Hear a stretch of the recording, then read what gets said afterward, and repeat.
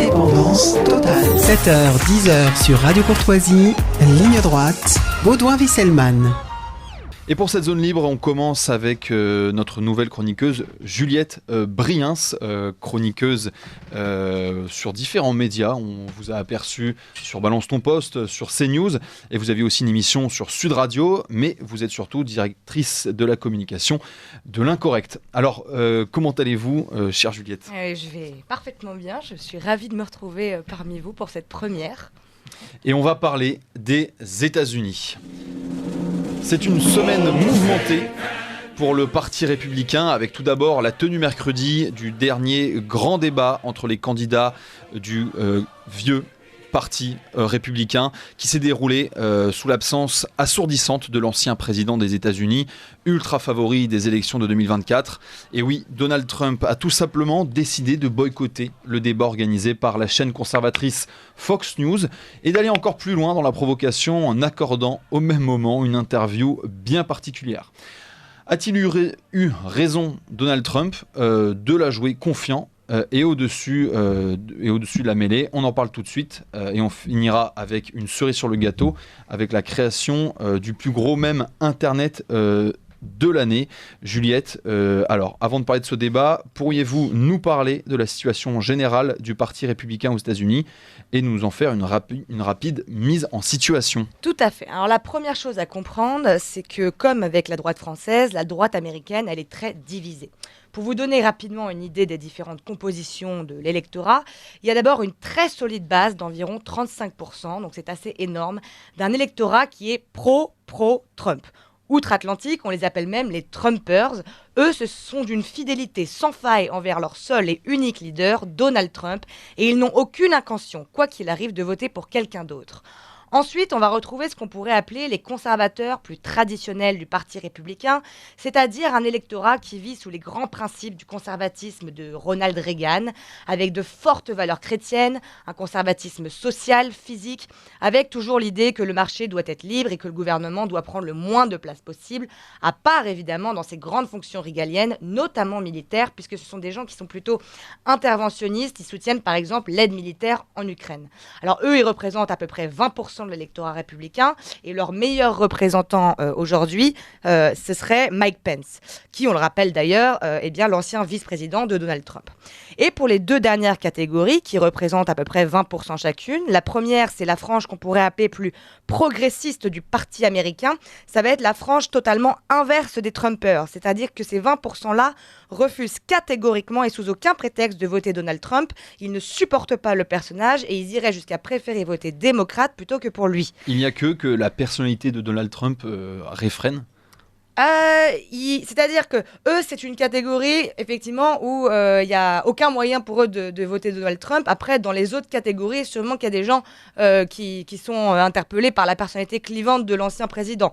Mais quoi qu'il en soit, il y a les ambivalents. Voilà, il y a une dernière catégorie exactement qui représente également 20% à peu près de l'électorat. Ce sont des gens qui sont plus ou moins plutôt satisfaits de Trump. Ils ne le détestent pas, en tout cas, mais ils seraient prêts, en tout cas, à voter pour un autre candidat si le côté clivant de l'ancien président, ses affaires, ses possibles condamnations, mettaient en péril l'accès au pouvoir du Parti républicain. Donc, effectivement, ceux-là, on pourrait les appeler les ambivalents ou même les lucides.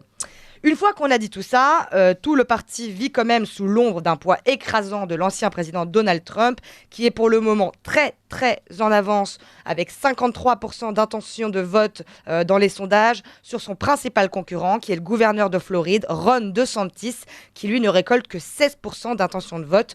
Il n'a fait que dégringoler dans les sondages depuis le mois de mars, en menant une campagne, il faut le dire, à droite de son opposant Donald Trump. Peut-être trop à droite, sans doute, parce qu'il a perdu pratiquement la moitié de ses soutiens en quelques mois. Alors, qu'est-ce qu'on peut retenir de ce débat où il n'y avait pas Donald Trump ?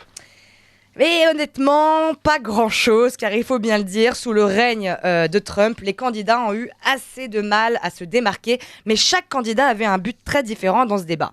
Pour Ron DeSantis, par exemple, qui reste malgré tout le candidat considéré comme le plus sérieux face à Trump, le but était clairement de survivre, ne pas se faire remarquer, discrétion, pas de vague, il a préféré conserver son statut présidentiel en attaquant frontalement ni ses adversaires présents, ni Trump, et en s'appuyant sur son bilan et sa réélection, il faut le dire quand même, éclatante en Floride l'année dernière, et en assurant globalement qu'il ferait au niveau national ce qu'il a entamé au niveau fédéral.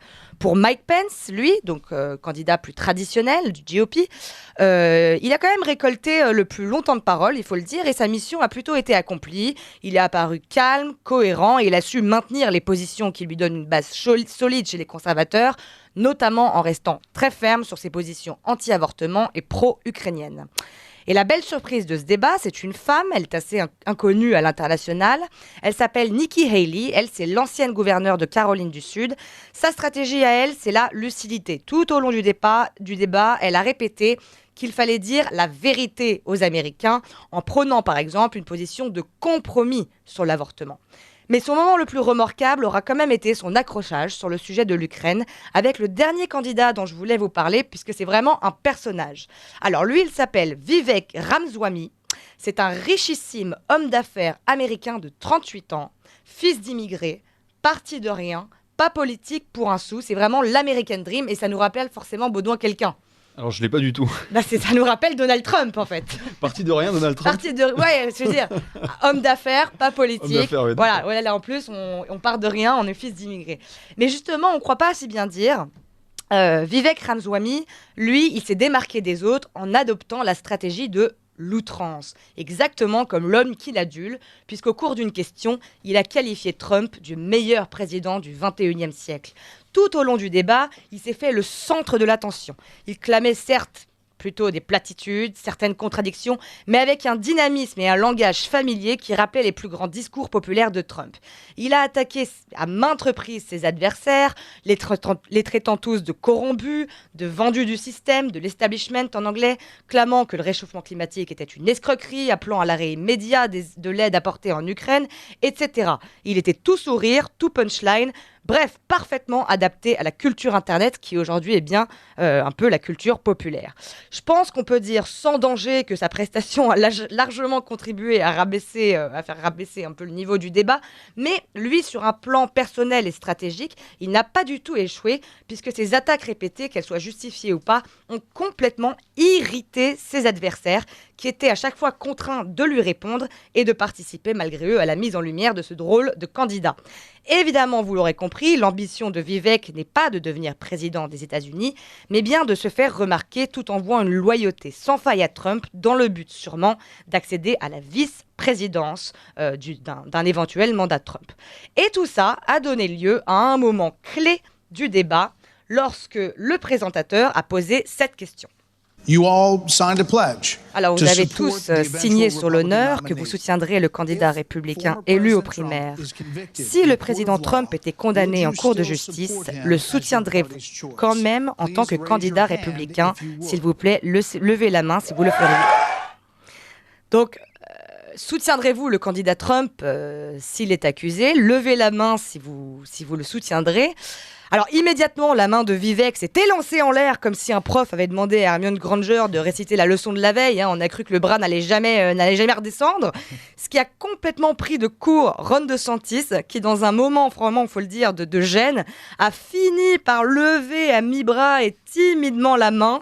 Mais c'est vous dire à quel point l'emprise du candidat, même absent, est forte sur l'ensemble du parti républicain, dont on se doute que certains rêvent secrètement d'une condamnation pour peut-être se frayer un chemin miraculeux dans cette course qui semble déjà perdue. Et bien alors justement, puisqu'on ne parle que de lui, qu'a fait Donald Trump pendant tout ça ? Et c'est là que ça devient marrant et qu'on comprend que non seulement Donald Trump connaît parfaitement son avance sur cette campagne et savait qu'il pouvait se passer de ce débat, mais il n'a rien perdu de son esprit de provocation, car au même moment de ce grand débat, moment clé de la campagne des Républicains, Donald Trump, lui, donnait une interview à rallonge, en tête-à-tête avec l'ex-présentateur star de la chaîne Fox News, le fameux Tucker Carlson, licencié, on se le rappelle un peu plus tôt dans l'année, dans un énorme raz-de-marée médiatique. Et donc en faisant d'une pierre deux coups, Donald Trump s'est ri de ses adversaires, mais aussi de la chaîne Fox News, en live-streamant cette interview sur la plateforme X, anciennement Twitter, ce qui a dû, on s'en doute, largement concurrencer la chaîne en termes d'audience. Et pour ce qui est du contenu de cet entretien, On ne peut pas dire qu'on ait appris grand-chose. Donald Trump n'a certes pas perdu de son humour, mais Tucker Carlson, lui, a bien perdu de son esprit de contradiction journalistique. Ils ont copiné les deux, ce que vous dites. C'est exactement ça, un peu d'avoir assisté à un entretien honnête où Tucker aurait pu mettre l'ancien président en difficulté, notamment sur sa contestation des élections, sur sa gestion du Covid. On a plutôt assisté à 45 minutes de pure propagande un peu niaise. Ça m'a fait penser, Baudouin, vous savez, aux entretiens d'Emmanuel Macron par Anne-Laure Coudray sur TF1. Est-ce que c'est difficile d'être si fort ? Pourquoi les autres sont si méchants ? Vous diriez que votre qualité première, c'est plutôt l'humilité ou la sagesse ? Et honnêtement, j'exagère à peine. Écoutez. Always been nice to Pence. Vous avez I've toujours never été heard you très gentil criticize avec Pence. Pence. You've defended him in public many times. He's out there Vous l'avez attacking beaucoup you. défendu. Et il est là. What is Il that? n'arrête pas de vous What? attaquer. So- Mais pourquoi ? Qu'est-ce qui se passe ? Voilà. Bon. C'est joli cette idylle, c'est presque romantique. Oui, voilà, on n'a pas trop de doutes, en tout cas, sur le candidat de choix de Tucker Carlson. On ne peut pas dire qu'il y ait beaucoup de suspense.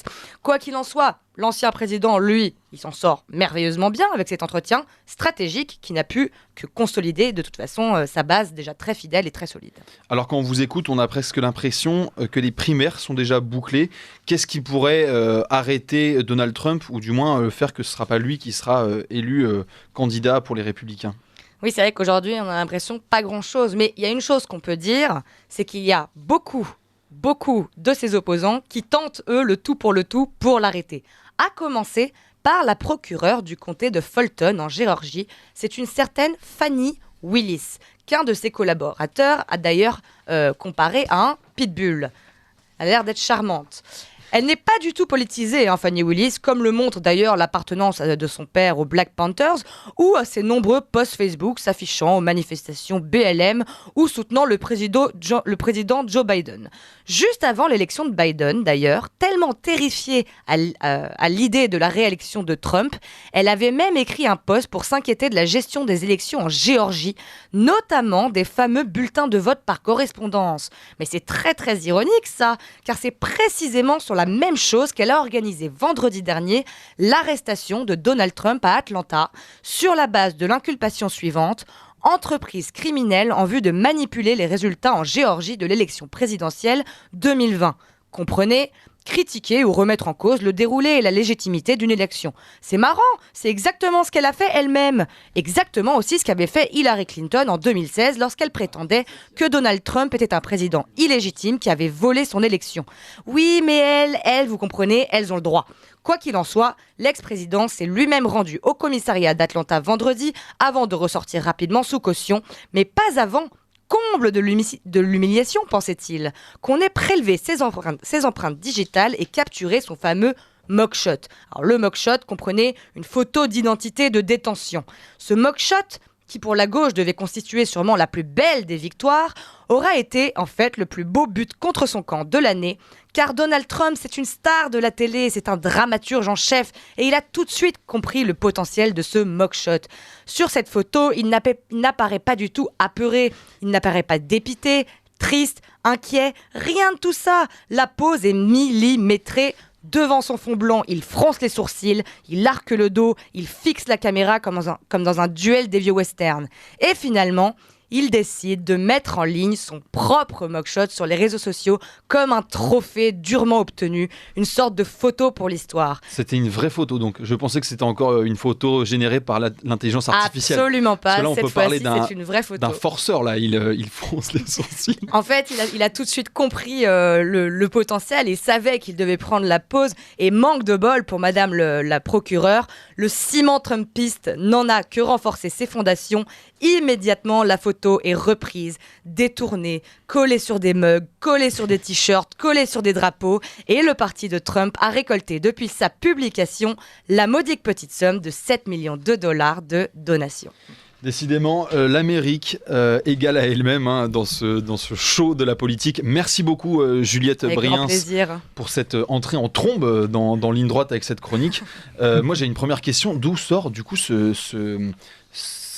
cet entrepreneur-là, avec, pardon, j'ai perdu son nom. Vivek Ramzaoui. C'est quoi? C'est un agent de Trump venu déstabiliser un peu tout le monde, parce qu'en effet, il a mis Ron DeSantis, enfin avec sa réaction, il a mis un peu les autres dans une situation difficile. Ouais, tout à fait. En fait, c'est comme je disais tout à l'heure, c'est vraiment l'American Dream, c'est propre à ce pays, c'est-à-dire que ses parents ont immigré d'Inde, il me semble, j'espère que je me trompe pas, mais aux États-Unis il y a 40 ans, et lui est parti de rien. Il a fait des grandes études, il me semble qu'il a fait Harvard, si je me trompe pas, et puis finalement a créé ces entreprises qui aujourd'hui valent des millions. Donc c'est vraiment un millionnaire, un self-made man, comme on dit. Et comme on le sait aux États-Unis, mais c'est très différent en France, des hommes politiques, à la Ronald Reagan d'ailleurs, peuvent devenir président des États-Unis, comme l'a fait Trump également.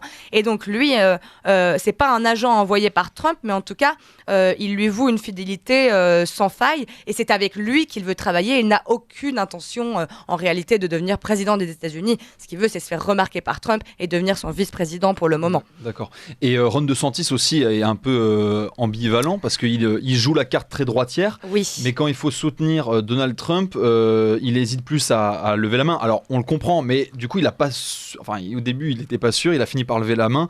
Au fond de lui, il veut pas être affilié aux problèmes judiciaires de Donald Trump, à sa personnalité, mais en même temps il a un discours très, très à droite. Tout à fait, et bien plus à droite que Donald Trump. En fait, ça a même été peut-être un problème, parce qu'il y a eu un moment au mois de mars où on les donnait vraiment pratiquement à ex-aequo dans les sondages, mais si vous voulez, il a fait un peu fuir un certain électorat en faisant campagne, oui, justement, vraiment à droite. C'est-à-dire que sur l'avortement, il était vraiment très dur. Sa campagne anti-woke a été brutale. Ça peut plaire à certains, mais ça peut en faire fuir d'autres. Sachant que, comme je vous ai dit, l'électorat est un peu coupé en 4 parties.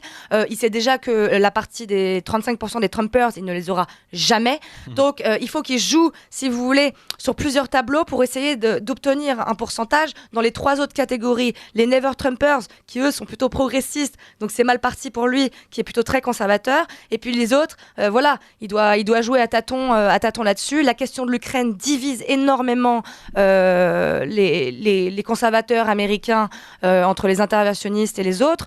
Et voilà, il n'a fait que et puis alors, autre chose qui lui manque. Oui, rapidement, il lui manque aussi quelque chose que Trump a, que lui n'a pas. C'est un charisme naturel et une facilité d'expression. Il a toujours un sourire un peu coincé, qui ne passe pas. Pour l'instant, il a un peu du mal en public à faire passer ses messages. Le Xavier Bertrand des États-Unis. Oui.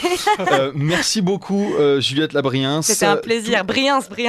Pardon, c'est votre surnom, oui, exactement. Labriens.